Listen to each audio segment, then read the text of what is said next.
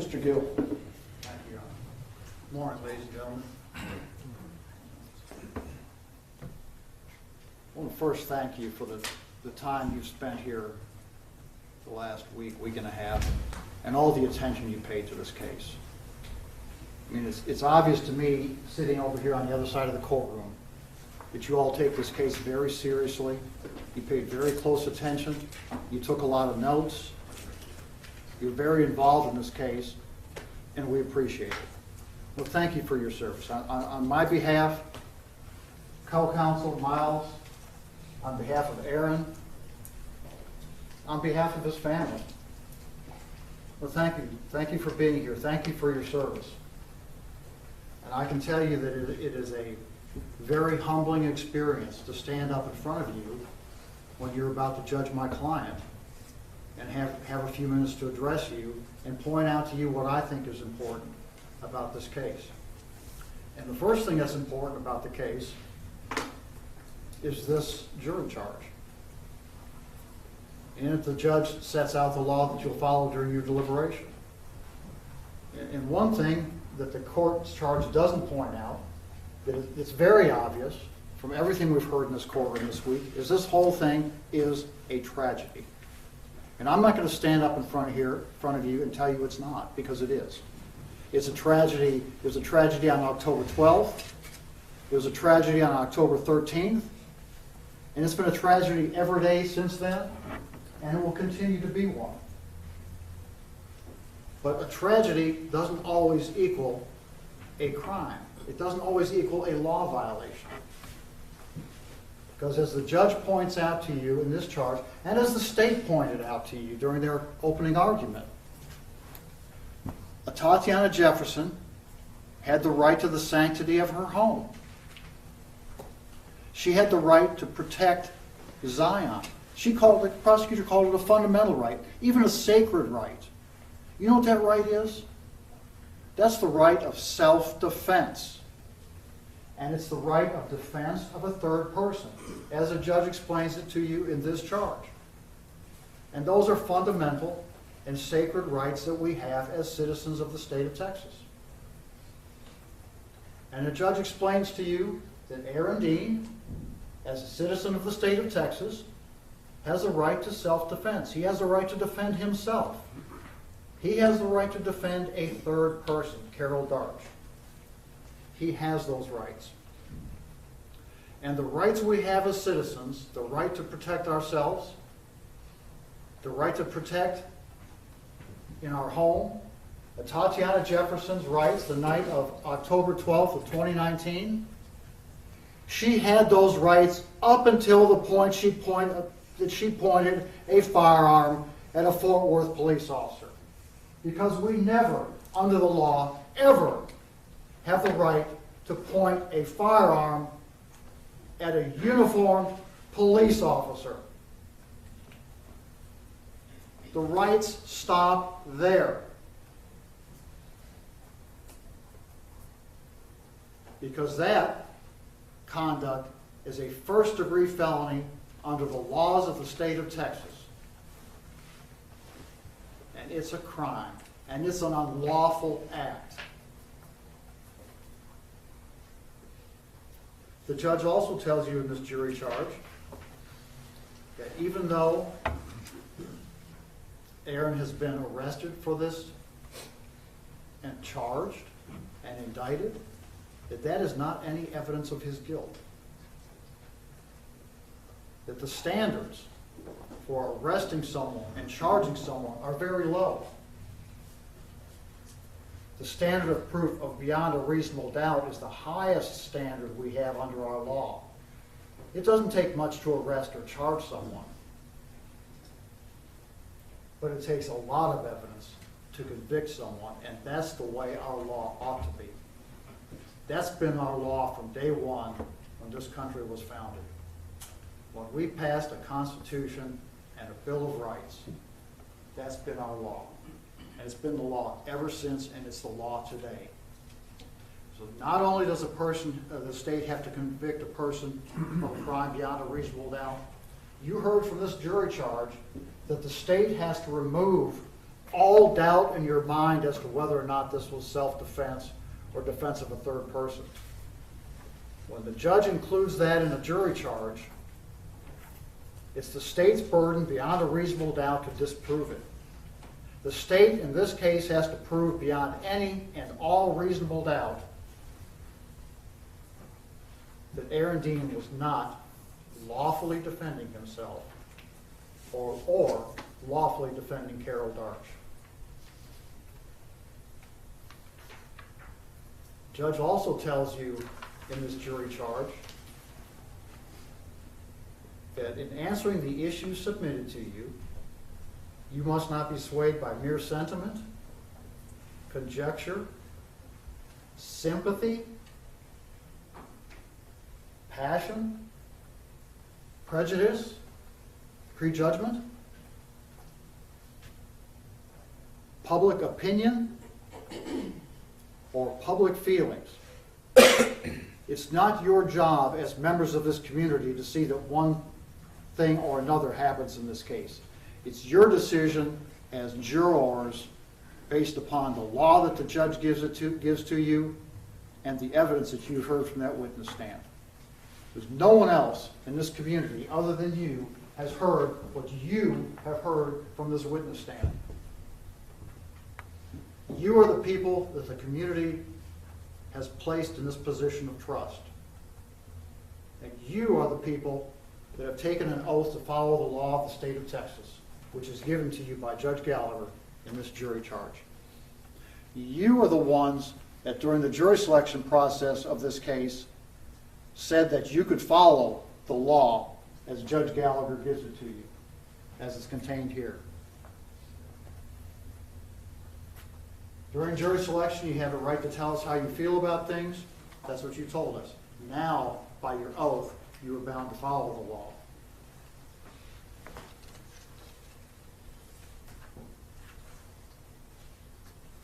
Going back to the charge just briefly, the law of self-defense is set out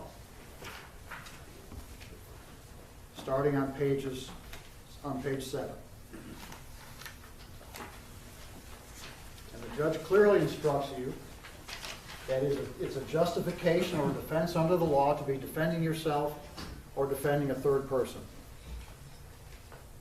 Halfway down the page, a reasonable doubt on either of these two defenses requires that the defendant be acquitted, found not guilty.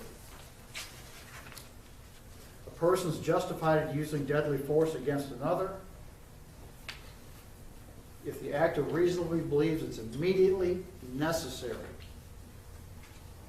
to protect himself or to protect that third party. What is more immediately necessary than having a handgun stuck in your face? And you heard from several people, starting with Aaron, that handgun was this big when he saw it. And then it was explained to you by Dr. Coons and even by the state's expert, Mr. Priest, that that's called tunnel vision, that the officer's view comes down to 2 or 3 degrees and they focus on that weapon as a robbery victim would.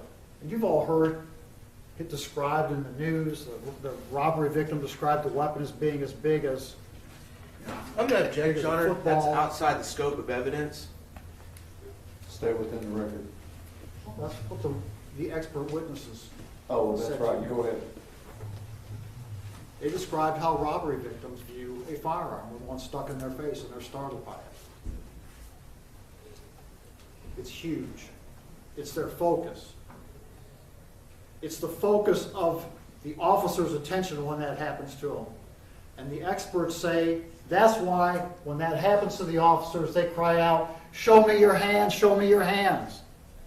Because that's their focus. The focus is the hands. The focus is the weapon. That's the threat. That's the threat they have to stop. And that's what they do.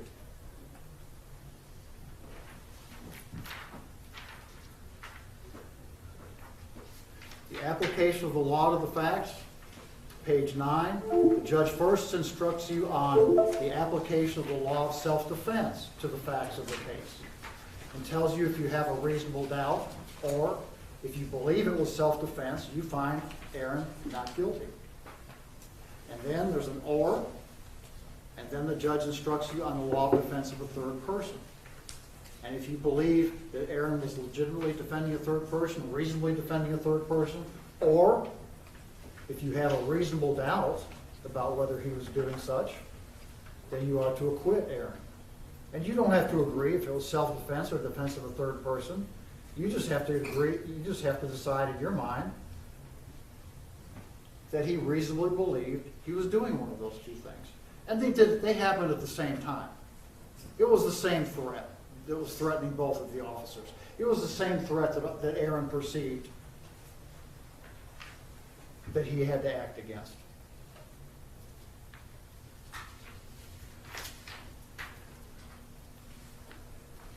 The judge tells you that there is a lesser included offense, the offense of manslaughter. Manslaughter is recklessly causing an individual's death. The law of self-defense and the law of defense of a third person applies equally to manslaughter as it does to murder. If you believe that the actions of Aaron constitute manslaughter, then he has a right to defend himself and defend Carol Darge also under those circumstances. And I'm not going to stand up here and insult your intelligence and waste your time by telling you that Aaron did not fire the fatal shot in this case.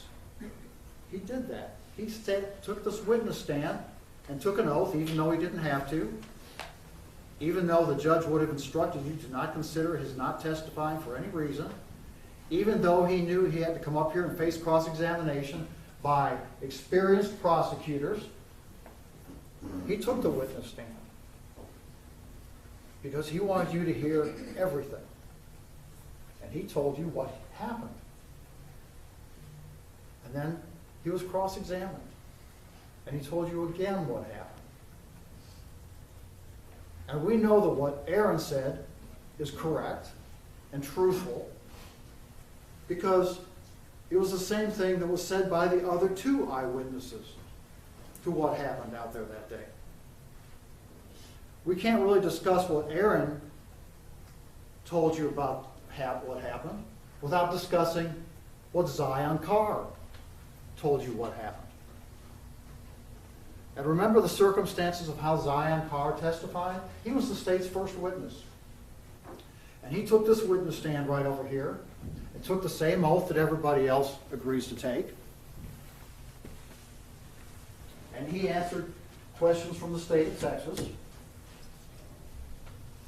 And then he answered questions on cross-examination, like any other witness would have to do. And Zion Carr's testimony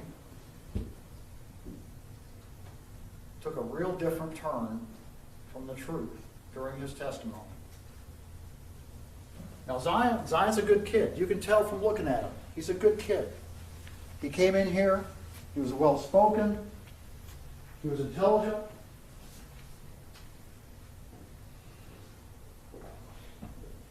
But you could tell he was under a lot of pressure. And a lot of time had passed. So Zion succumbed to the pressure and testified differently from the truth. But fortunately, we know what the truth is. Because as soon as police got on the scene, they separated Zion from the scene. And they got him almost immediately to an experienced, trained, qualified forensic interviewer named Lindsay Dula. And Lindsay sat down with him and had a conversation about what he had just seen. And what he saw mirrors what Aaron saw. Because Zion Carr told you he was seated, he was laying on his aunt's bed, further away from the window than she was.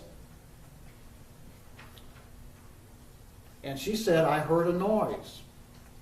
And she got up and went down by the window and got her gun out of her purse. And then she took that gun and she made sure she had a hot chamber. She already had a hot chamber. So she ejected an unfired round onto the floor, which was found at her feet by crime scene officers.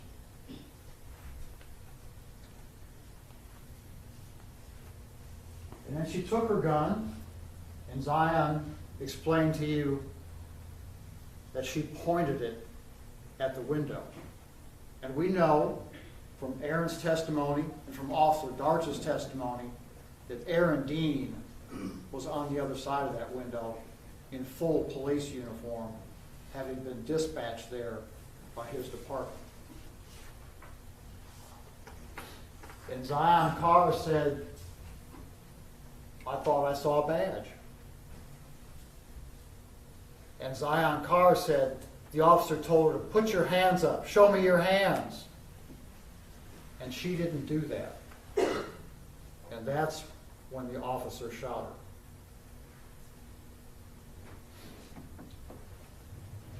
She got it in terms of not her birthday. Well,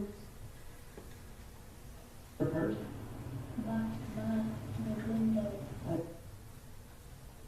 in her room or in a different room? her room. Her room, okay. You said she got her weapon. Tell me about her weapon. It was a gun, and she told me and gave the order, shot her, and then she went on the gun and she was crying. You said she got her gun and she pointed. Did you see her point the gun? Where was she pointing the gun? At the window, Did you see anything through the window? yeah, Tell me what you saw. I saw the gun out the window, and I thought I saw a bag. You think you saw a gun and maybe a badge, and then you saw one flashlight outside the window? Okay. Could you hear anything when you saw the flashlight? Yeah, Tell me what you heard. they said put your hands up. Did you hear anything different than put your hands up? And then her put her hands up there. To put your hands up, then you heard put your hands up now. Okay. And then what happened? And then she did it too. Then they shot her Did because she was the best. they go after justice? And then the police came in our front door. They came to the front door. The lady called the police, told me to come. And I said, I don't want to go there. And she said, I'm not going. And I said, well, I'm going to lift it. And she didn't say nothing. She just told the other police who was on the in. I'm not saying anything. She said, yes, look.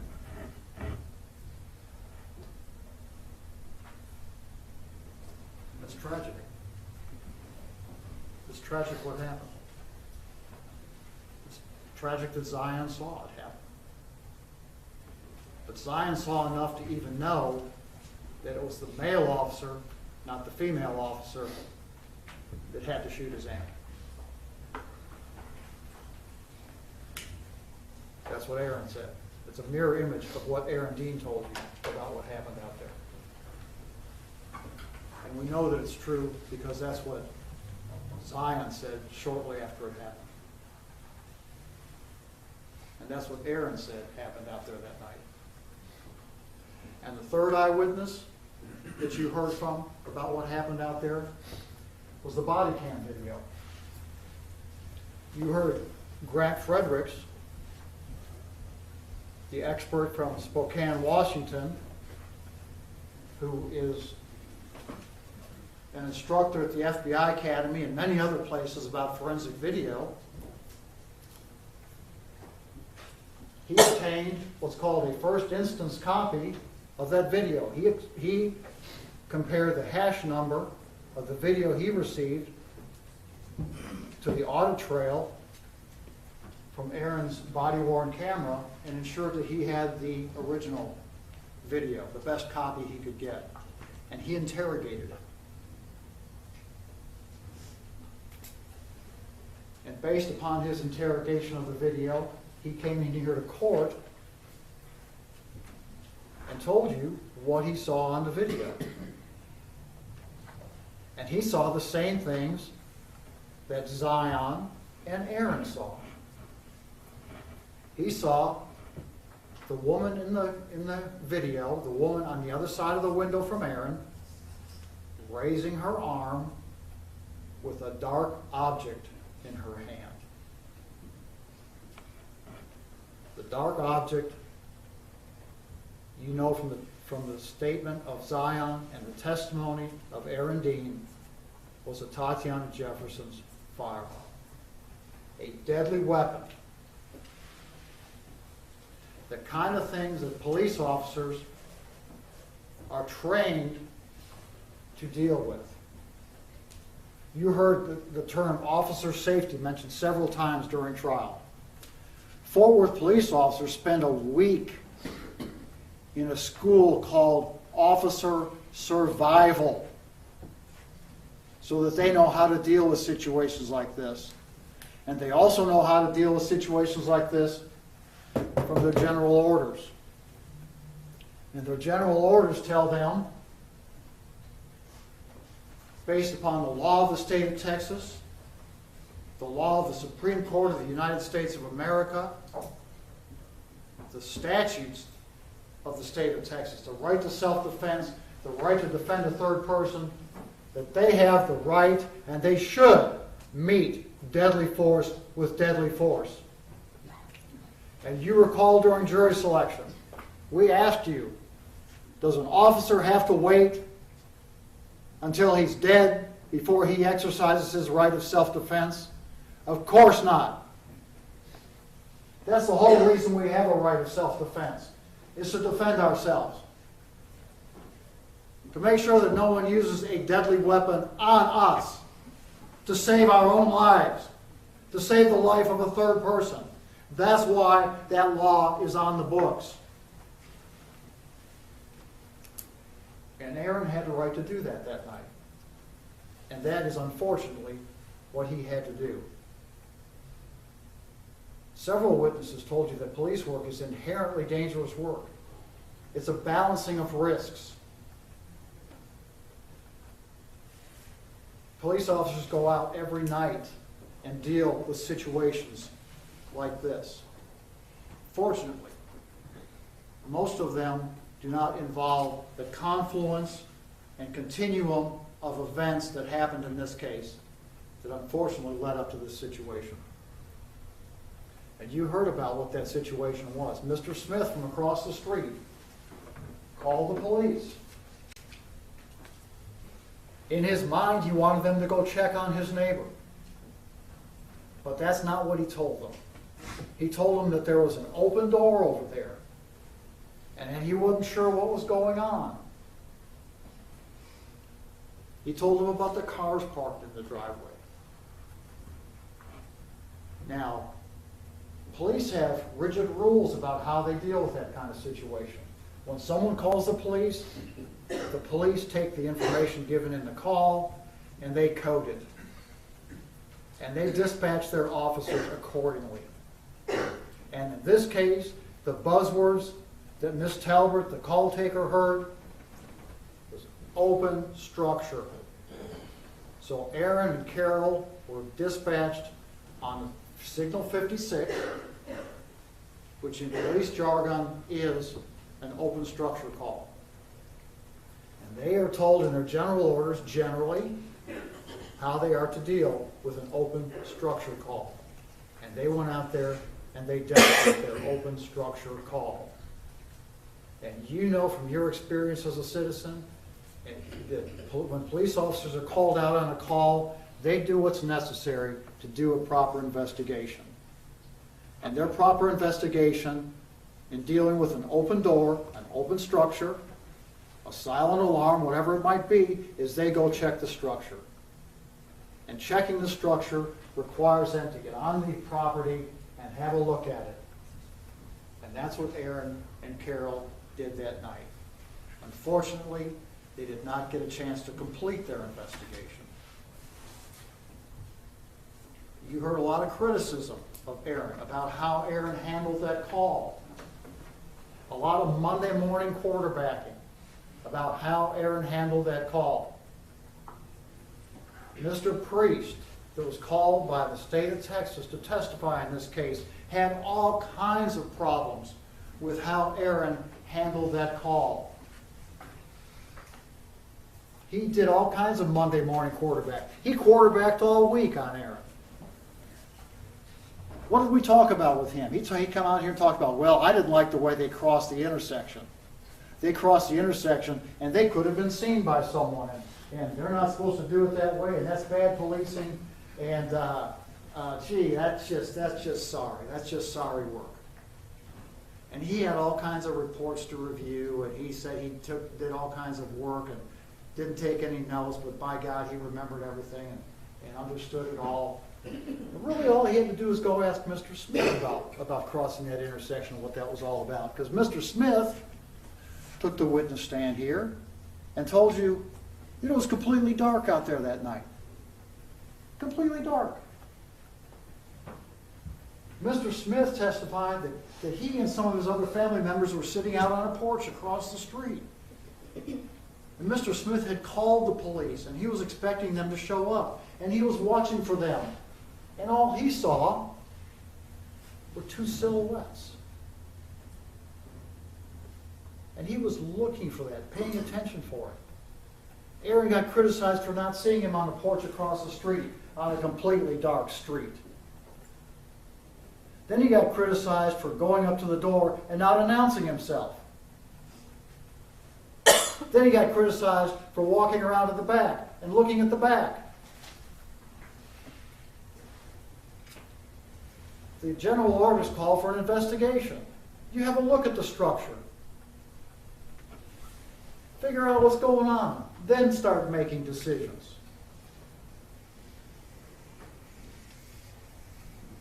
If Aaron had walked up to the front and announced himself, and there had been a burglar in the house, what the burglar would have done? Go out the back, of course.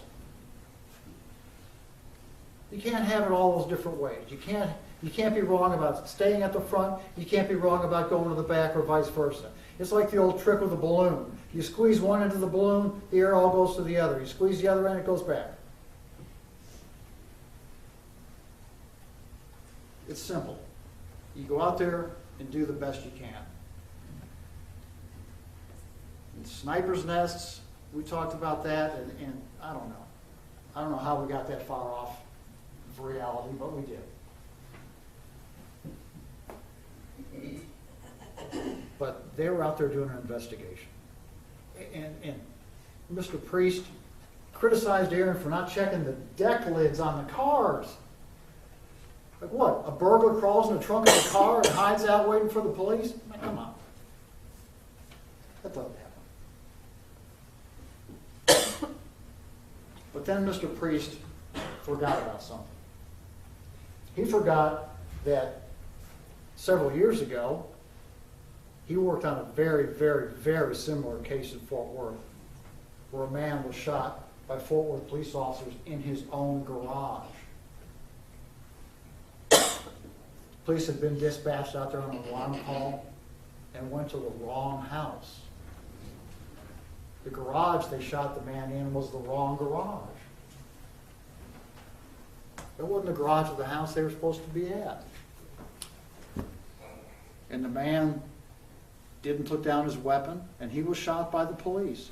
And Mr. Priest, under those mirror circumstances, said that was justified. Uniformed police officers shot a man in his own garage, and that was justified. But he wants to pick apart and nitpick Aaron for what he did out there that night. Oh yeah. What's the difference? Money. He got paid to be here to say those things. But he forgot about that other opinion. I don't expect we'll be seeing Mr. Priest around here for a while. He's kind of worn out his welcome here, I would expect at this point. But he also told you after that police work's inherently dangerous.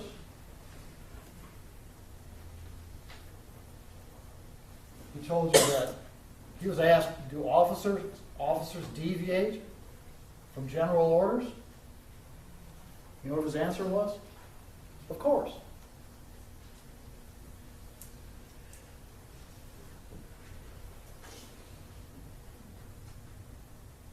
He also agreed you don't have to necessarily announce yourself at a silent alarm. Things changed after he was confronted with his inconsistent opinion on another very similar case. Sometimes, when officers usually use deadly force, they say nothing. Because there's no requirement under the law before you exercise your right of self-defense that you say anything or do anything else other than exercise your right. And officers have to make those split-second decisions. And they have to decide like that if they're being threatened sufficiently to exercise their right of deadly force or their right to defend a third person. And that's how fast this case went. Mr. Priest had all kinds of problems with how Aaron handled that call, but in the final analysis, when Miles asked him about the actual event of firing the shot, he didn't differ with what Grant Fredericks had said about the timeline and about the right of self-defense. The only thing he wanted to quibble about was he didn't have any evidence to back up that there was a firearm there. But he had apparently reviewed the recording of Zion and hadn't paid much attention to the testimony of Aaron Dean because there was a firearm present. Those three eyewitnesses agreed on that a firearm was pointed at Aaron Dean. A firearm is a deadly weapon. A firearm is the kind of thing that we're allowed to use deadly force to defend ourselves against.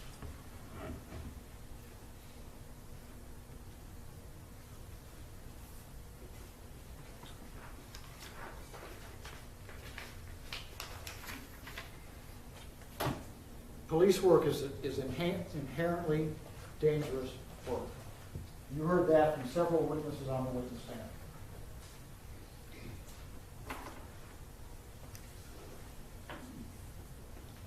Pointing a gun, a firearm, at another human being is an aggressive, provocative act.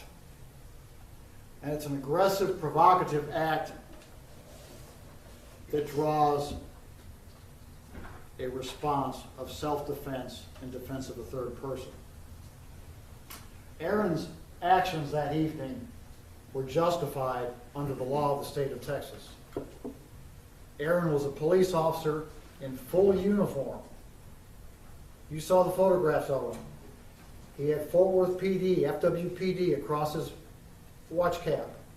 He had distinctive patches on both shoulders. He was wearing a badge on his chest,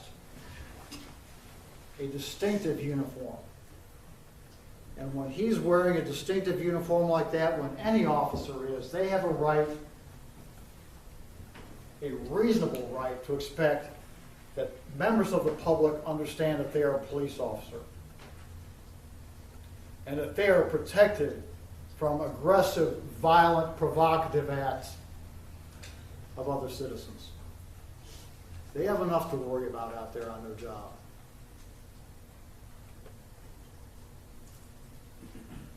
Aaron got there that evening because he was a Fort Worth police officer.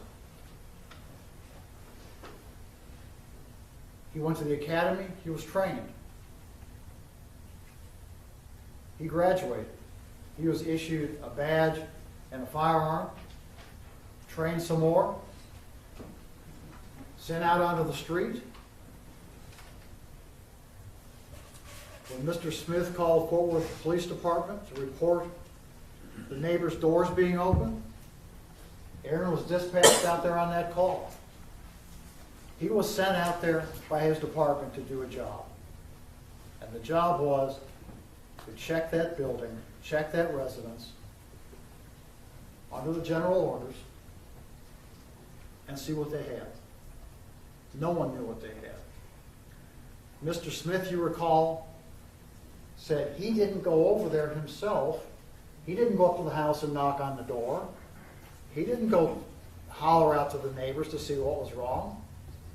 He didn't go past the car, past the back bumper of the car that was parked in that driveway. Why not? What did he tell you? Because he didn't have a weapon. He could have walked up to that door and knocked. He could have hollered out to the residents, "Hey, Mrs. Carr, hey, anybody in there, everything okay? Front door's been open for hours. I've never seen your front door open before." He didn't do that. And he told you the reason was he didn't have a weapon. So he relied on the Fort Worth Police Department to go over there.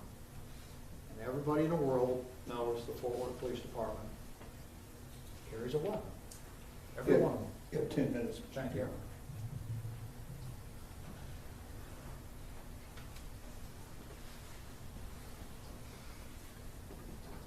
You know from what you heard from the Tarrant County Medical Examiner's Office, Dr. I can't remember if it's Fries or Fries, but it's F-R-I-E-S. He told you that Ms. Jefferson had glass stippling, pseudo-stippling on her face. She had a gunshot wound in her upper chest area, a fatal gunshot wound that he said would have killed her if she'd been shot like that in a level 1 trauma center. No one was going to be able to save her out there in that house. That's a tragic fact, but it's a fact. So when Aaron's criticized for running in too fast and not clearing the rooms to get to her, but then yet at the same time criticized for not getting to her quickly enough to render medical aid, that medical aid, unfortunately, would not have mattered that night. But we also heard from Dr. Fries, that Miss Jefferson, relative to where the shot came from, was in a slightly bladed stance, with her right turned slightly to her right. And if the shot went from up to down, left to right, went in up here, came out down here. Didn't come out, but lodged down in her lower back on her right side. After he corrected, saw that there was an error in his autopsy report. Because that's how she was situated when she was shot.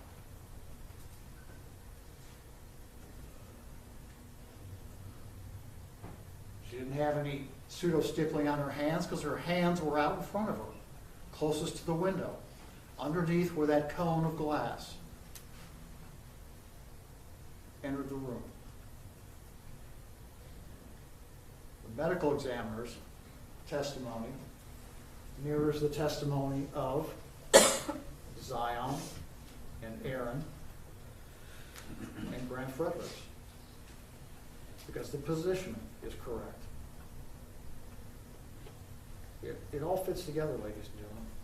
It all fits together. And from Aaron's standpoint, which is how you are to judge his reasonableness that evening, he saw a firearm pointed at him, and based upon his training, he reacted.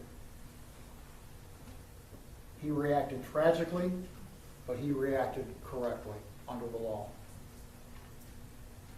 The state cannot prove to you beyond a reasonable doubt that this was not self-defense. They cannot prove to you beyond a reasonable doubt it was not defense of a third person, because it was. He reasonably believed that his actions, his deadly force, was immediately necessary to counter her use of unlawful deadly force. because it is always against the law to point a handgun at a uniformed police officer. And that's what happened here. It's tragic, but it's not an offense under the laws of the state of Texas. The jury charge contains verdict forms at the end. The proper jury verdict form for your use is the top one, which says, "We, the jury, find the defendant, Aaron York Dean, not guilty." He's not guilty because he validly exercised his right of self-defense on that occasion. And he validly and reasonably exercised his right to defend a third person, that being Carol Darch, who he had every reason to believe, based upon training and experience, was going to be right behind him where her training told her she needed to be. And she was. And she was in the line of fire, just the same as Aaron Dean was.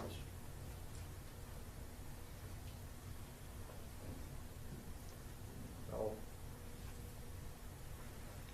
nothing that we do here this week is ever going to bring Miss Jefferson back, unfortunately. Nothing can change that. But by the same token, the tragedy should not be compounded by finding guilty a man who is relying on his rights as a police officer and his rights under the laws of the state of Texas. We would ask you to find Mr. Dean not guilty of his charges. Thank you very much for the time and the attention that you've given me this